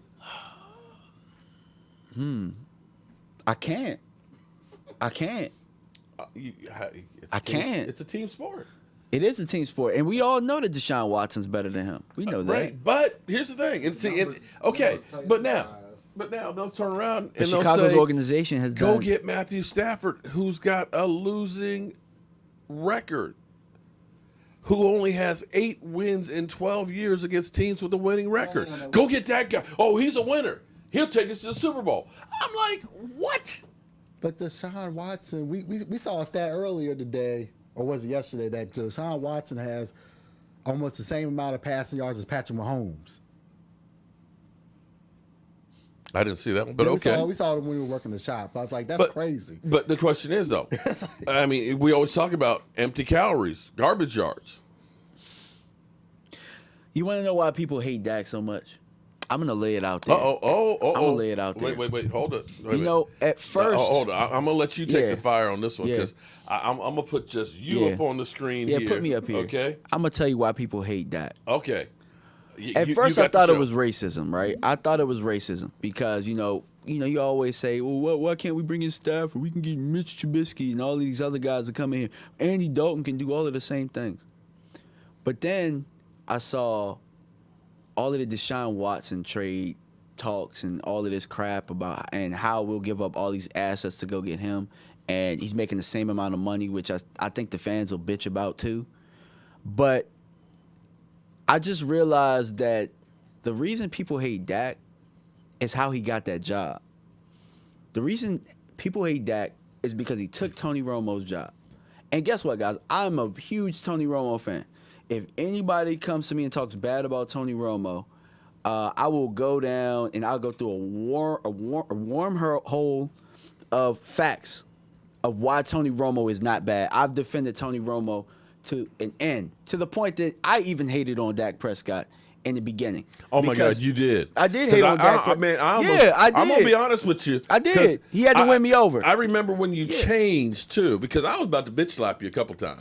Because I was like, you better not say nothing about my boy Dak, because he's like one of my sons, just like you like one of my sons too. Yeah. Okay, but I just wanted to see him grow. With Twitter, he did. Somebody pissed you off on Twitter, and that's why you all said, "Oh, fuck this, man. I'm a Dak Prescott fan." I was like, "Oh." No, I'm gonna tell you what it was. What won me over with Dak was that stretch without Zeke. And we stunk at first. But then we found a way to win 3 games. Mm-hmm. And I watched him bring that team together. Mm-hmm. And we almost made the playoffs. We lost to Seattle that year, which we had some coaching issues, and then Dan Bailey missed a kick. But really, I noticed that people hate how Tony Romo, how he took that job and he never looked back, and Tony never got a chance at getting it back. Now America loves Tony Romo because at one point everybody hated Tony Romo. Mm-hmm. Now it's Dak's turn to get it. But everybody hates, the Cowboys fan base, because you see a lot of people who love Romo now, but they hated him then. But they hate how he took Romo's job and now he's erasing everything that Romo has done. Didn't think about it that way. He's erasing everything he's done. He almost broke his Cowboys passing record last year. And it's only because we were blowing Washington out that we stopped throwing the ball that he didn't break it. It was 1 yard short. Yeah, he was 1 yard short. Yeah. Which I probably would have gave it to him. But he's erasing everything that Tony did. And if you think about it, in his short time, he's pretty much done all of the same things in half the time. They hate the fact that he's erasing Romo's history from the Cowboys. That's why they hate him. Even the broadcasters and all of those guys, they hate him for that reason. I can tell you that because I was one of those guys until I realized how much of a better leader for Dallas that he is than Tony. You and Foots were there together because Foots was always saying Dak's not the one. Dak's not the one. And I was kind of like, man, Foots, no, man, y'all are wrong on that one. You know, I remember. Now here's an interesting one. Is Emily Ann up in here? Emily Ann, are you up in here? She sent me a link from Richard Sherman. I played against the Mannings, Brady, Rodgers, and Breeze. They're all great, but the toughest quarterback I've ever played against for sure is Dak Prescott. Dude has it all. High IQ, athleticism, looks, poise, arm strength. He's special. He is. And that's Richard Sherman. And here's the biggest thing, because I had to think about it. Like, if Dak would have went out and said some stuff, like if he was cocky or if he was arrogant, if he got in trouble and did all of these things, he doesn't do all of those things. He's probably he's really Tim Duncan of the NFL. He's Tim Duncan, bro. Like, how do y'all hate Tim Duncan? I mean, I kind of hate Tim Duncan as a basketball player sometimes, but Like, how do you hate somebody that does all of the right Like things? Dak Prescott's too busy to get in trouble. He just got another endorsement. Yeah, he just got another He's too endorsement. busy to get in trouble. When you say Budweiser, Maybe people you hate said the it fact all. that they can't get him off the spot and they can't get him to the point where they get him upset. So they just keep jabbing and throwing jabs and throwing jabs. Like, it's crazy how the media bullies a guy that answers all of their questions. Thomas Garrett says, I'll tell you, DMV, Dak is too perfect, too clean cut for everybody. But you're right, bro. This is another thing that pisses people off. Sherman speaking facts about our quarterback, says Lola. Philadelphia, you big mad, haha. Philadelphia, here we go for you, buddy. Yeah, so I fire Howard. Fucking fire. Motherfucker! Stupid motherfucker! What an idiot! What an idiot! Dallas has Amari Cooper and Gallup, but we don't need a receiver. Are you kidding me? I don't want Justin Jefferson. He's an ass. He's stupid. I fire his ass. I fire his ass. I mean, Howie's got to be stupid. What are you doing? You just let Dallas take him. You. Yeah, so that's for you, Philadelphia, man. I know you're from the haters ball. I'm disappointed tonight. why? I was looking for a fight. I have not seen very many haters up in here tonight. They must have said, uh-oh. Because, you said it seemed like it's build, man. I literally said, man, I'm ready to go swinging. I'm ready to go toe-to-toe. I mean, literally, it's... Ladies and gentlemen. Yeah, in fact, let's get I mean, seriously. And they didn't show up. Dr. Football, Richard Nagan, the Dak Hater extraordinaire. He ain't up in here. I was expecting the fans to fight me on this Romo thing, but it's true. Actually, everybody seems to be agreeing with it. Never gets old. But no, they're agreeing with it. I mean, that's facts. I mean, there's a lot to that. But the thing is those same people that are hating on Dak wanted Tony Romo gone. I know. They wanted Tony exactly. So, like, I know, I really don't understand it, but I mean, the couch potato said it's because we're silencing them. Oh, okay, or maybe we're silencing them with facts. Because I'm still what else could it be other than the fact that he took Tony Romo's job and he didn't give him a chance to get it back? He played so well in the coach, and they kicked Tony to the curb. What else could it be? Shout out to you, Jessica, if you've been breaking a foot off in their ass. What's up, Stu? And there's my man Q. Let the dogs out. Mike J in the house. What's up? But yeah, they said you're spot on. I mean, it's hard to argue with somebody who knows what the hell they're talking about. So, damn, it's 10:30 already. My how time flies when you're having fun. So, to wrap this thing up, I noticed you got a new logo up there. Yeah, man, I got a new logo, man. Look, I got to be like you, man. I got to invest in the channel, man. So I had a professional guy go in and do me a nice little logo. Kind of like the NFL, but it's DMV because have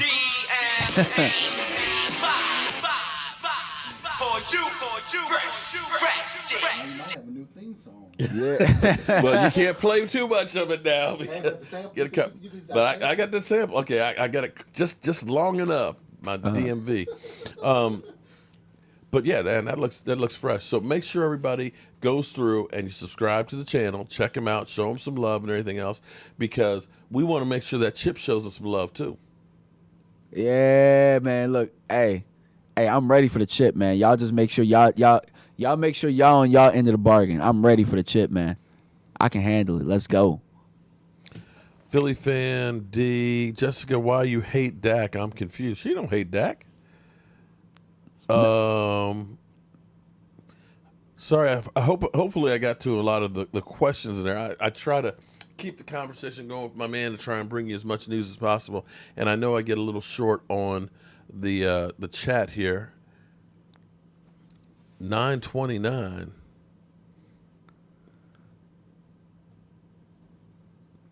Minnesota and Philly were way better in 2019. A lot of teams were way better. Well, to get ready to get out of here, you were touching a point on we're not that far away. Mm-hmm. We do know that typically half of the teams that were good this year won't be next year. I mean, take a look at the 49ers. They were in the Super Bowl last year. Uh-huh. Right? Yes. They look like ass and maybe looking for a new quarterback this year. The Eagles, they were in the playoffs last year, and they definitely were ass this year. You look at a team like the Browns. Everybody was saying Baker Mayfield, he may be a bust, and here it is. They went toe-to-toe with Kansas City, so you don't know. In your mind, will the Cowboys be turning that season around next year? I think so. I think that the best thing that we could have done was hire Dan Quinn. Oh, you got a 50 from Gina. Gina. Whoa! Gina Thorne. Gina is absolutely right what she's saying. Gina on point with that comment, too. She's on point. Damn. Yeah, she's absolutely right. We were mad because Dak went to the 4th round and made the scouts look bad. Yeah, he did. Yeah, that's another Paxton thing. Lynch, Connor Cook, all of those bum-ass quarterbacks that they thought was so much better. Those bum-ass quarterbacks that are on the league. You're absolutely right, Gina. Mark won't read his comments about Dalton makes Dak look bad. Garrett clap on that one. Quentin. Hold it. Whoa. Quentin Colbert. I'm sorry. Mark won't read my comments about Dalton makes Dak look bad. Do you believe that Dak Prescott looks bad because of Andy Dalton? No. No. What? Please, No. Quentin, explain to me. We're past overtime here, but Quentin, please explain to me what Andy Dalton does that makes Dak Prescott look bad. Because if Andy Dalton was so much better than Dak Prescott, we wouldn't be having this conversation. The Cowboys would have already got an extension done for Andy Dalton and said, we're just not going to sign Dak. Facts. I mean, honestly, Quentin. Are you stupid or something? Seriously, are you stupid or something? What is it? And shout out to Gina. Thank you, Gina, for that super chat. I appreciate that. That's going to go a long way to helping us to upgrade the studio. And if anybody wants to get some of the racks and things, we are definitely appreciative of it. If you have a special request, we'll do the best we can to try and do that again. I'm trying to raise funds to do a major upgrade, and it will be great to have my man DMV using it with his film breakdown. But anyway, Quentin thinks Andy Dalton makes Dak look bad. I'm just trying to understand that. I think Quentin is related to Andy Dalton.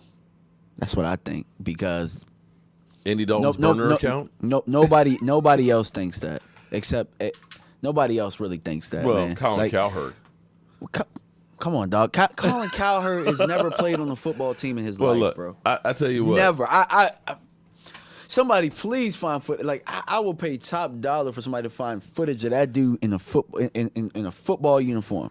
He doesn't know what the hell he's talking about. Well, I tell you what. He doesn't know what the hell he's talking. I watched that dude flip flop on Dak Prescott because he hated Dak Prescott. Then he loved Dak Prescott. Now he hates him again because it gets ratings. I tell you what. I'm putting all my Cowboy chips all in on Dak Prescott there. Okay. I'm betting the mortgage. I'm betting the house. I'm betting everything I got on my quarterback, Dak Prescott, right there. All my chips are on the table. Okay? Yeah, you're right. Cocaine is a hell of a drug. Cocaine is a hell of a drug. All right. So, with that being said, no, not what I said. What did you say? You said, okay, Quentin. Dalton beat Minnesota and Philadelphia. Did that? Oh, my. Okay, you know what, Quentin? Okay, Quentin. Okay. Oh, my God. Last year. Who didn't beat Minnesota and Philadelphia this year? No, but hold up. He said that Dak didn't beat him then. Let's go through. See, you're making me work here. He didn't beat Minnesota the last time they played. I do know that. But Philadelphia, he's beat Philadelphia a couple times. More than a couple times. See, again, this goes back to the if you believe. Now that game, Dak was a man that game. The coaching lost that damn game. This is one of those ones. The coaching lost that damn game. I want to pull up the game log. Dak was because balling. this is one of those ones that if you say that Dak Prescott lost that game, then you need to sign Mitch Trubisky instead of Deshaun Watson. Deshaun Watson's got more victories than Mitch Trubisky. Deshaun Watson. If you're saying it's only the quarterback that wins and loses the game, then you should sign Mitch Trubisky. Because when I look at this thing, I want you to look at this right here, okay? Let me change cameras here on you. 211 passing yards by Kirk frickin' Cousins. 393 by Dak Prescott. Dak almost doubled the passing yards, okay? Look at the yards per play, 6.3 for the Cowboys, right? And understand, running the football, let's see. Dalvin Cook. Look, rushing yards. Okay, Zeke Elliott didn't show up. He didn't show up. He had 43 yards, okay? Boom. 50 yards is all we had rushing the football, okay? Third down efficiency, bam, bam, bam, total plays, 1 sack, punts.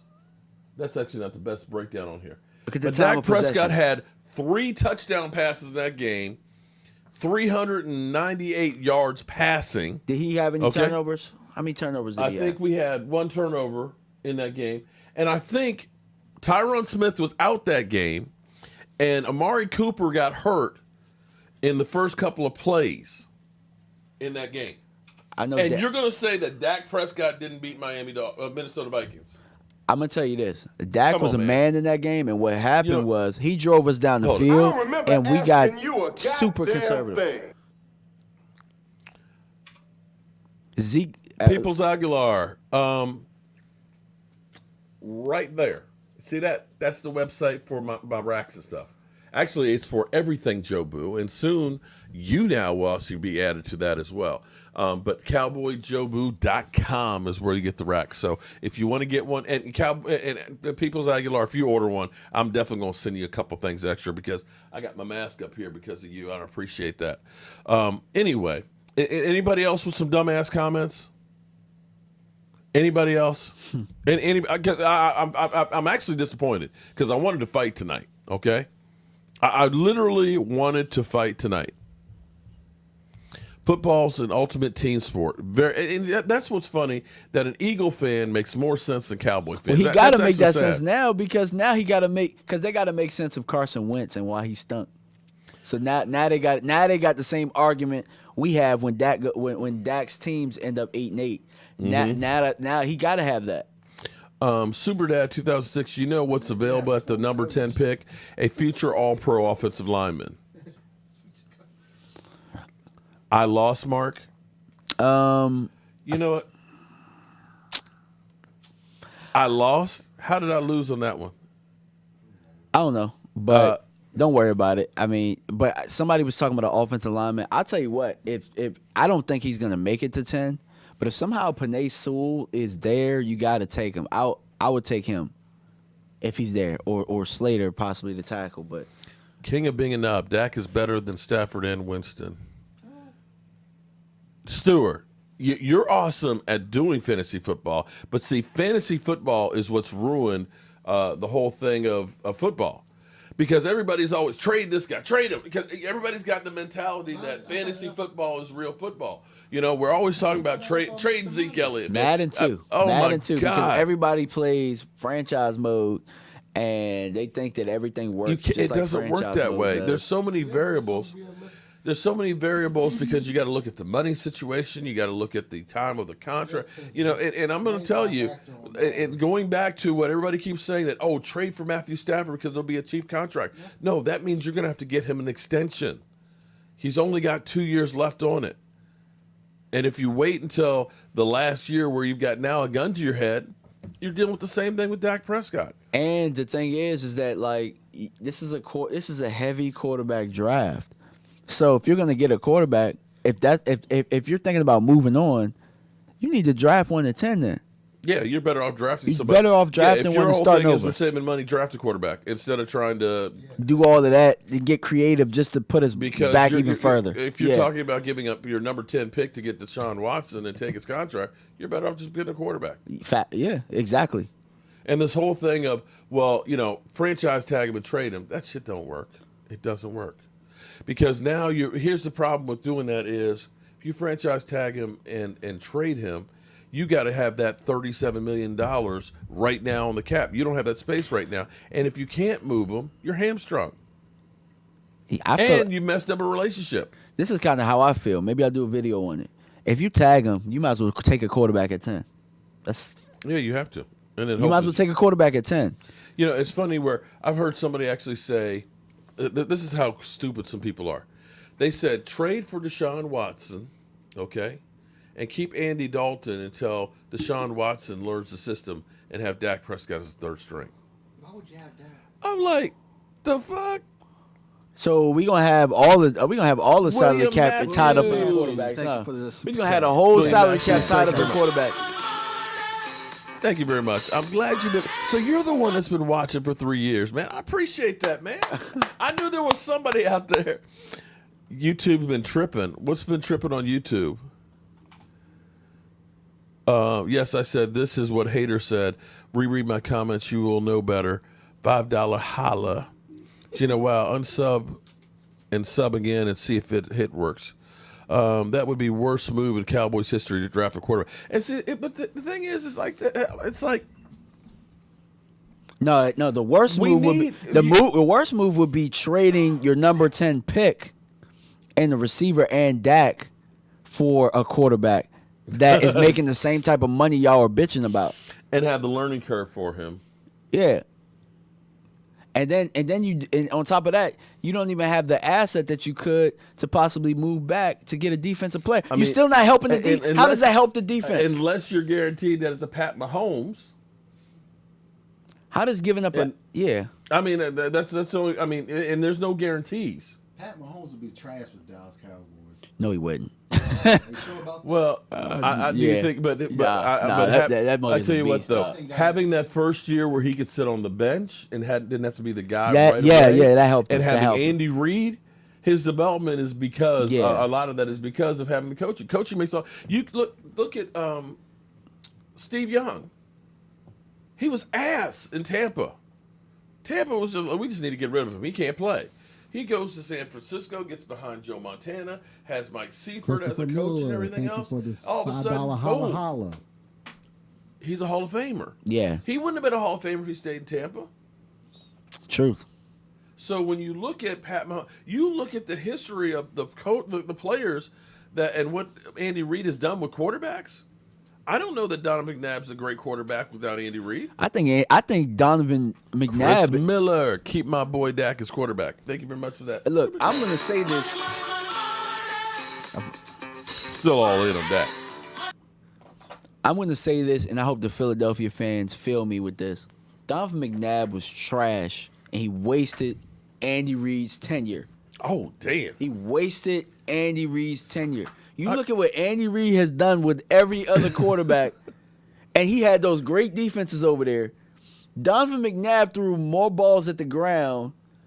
And tossed his cookies in the Super Bowl. Yeah, he threw more passes at the ground than anything. Like, the only thing Philadelphia could complete was screen passes to Westbrook and bombs to T.O. when they got him.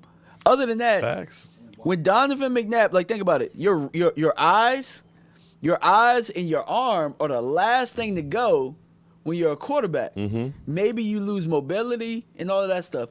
When he left, when he went to Washington, when he went to Minnesota, did he even look remotely anything close to how he looked in Philadelphia? He was ass. He was terrible. He wasn't even close. Donovan McNabb was terrible. But he has the nerve to talk all this trash about all these other quarterbacks.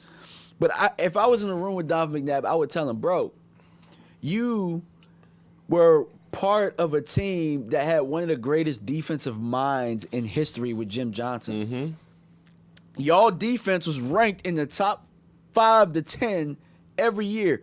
That's why y'all got to those NFC championship games. That's a bet. It was not because of the offense. One time y'all had a good offense, and you messed that up. You pissed off that guy. You pissed off T.O., the guy that made you good. Well, thank you, Chris Miller. I appreciate that. But quite frankly, I think a flea is smarter than Skip Bayless. But yeah, let me get off my soapbox now. Mark won't acknowledge. Oh lordy, whatever. Quentin, you're the bomb diggity. You're right about everything. I'm just a freaking idiot. Now you know what?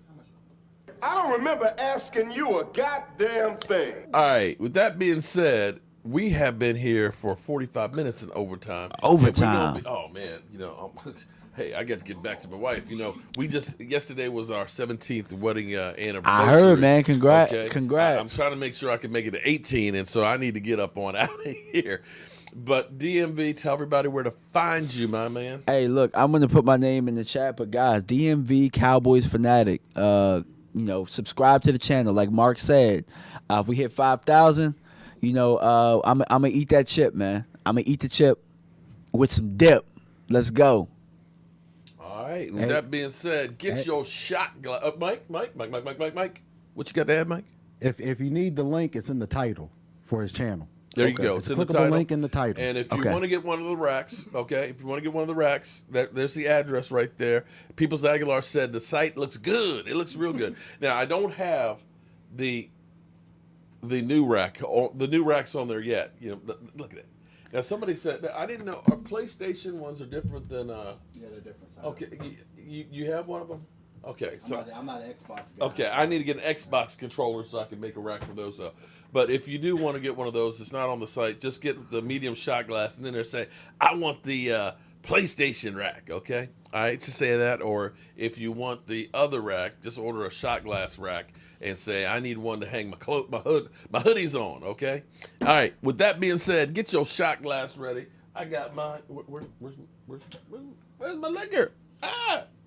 Is this it right here? Oh, yeah, that's it right there. I was Look. about to say, I thought, did your boo drink all that? DMV trying to steal my good stuff. I got all of it, man. Got it. All right. Your boo stole your liquor.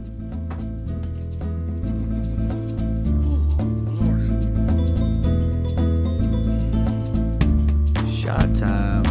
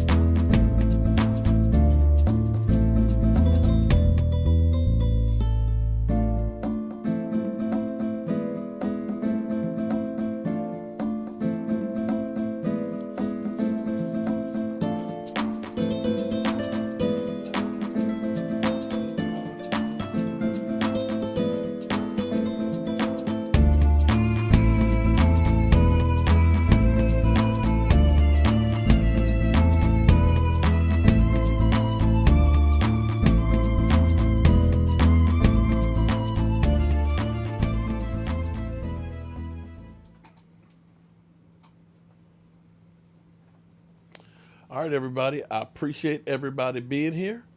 And as always, I will see you guys first thing in the morning. Oh, Joanne Gonzalez. What's up, Joanne? Let me get that real quick. Oh. It was ladies' night. We'll see you guys tomorrow, 2 o'clock for the Senior Bowl. And as always, keep spreading the mojo. Peace. The party's over. Yesterday, They say that all good things must end. Call it a night. The party's over. And tomorrow and next year starts the same old thing again. Woo. That was the Bacardi. Ooh, that was a rough shot. Ah. Oh.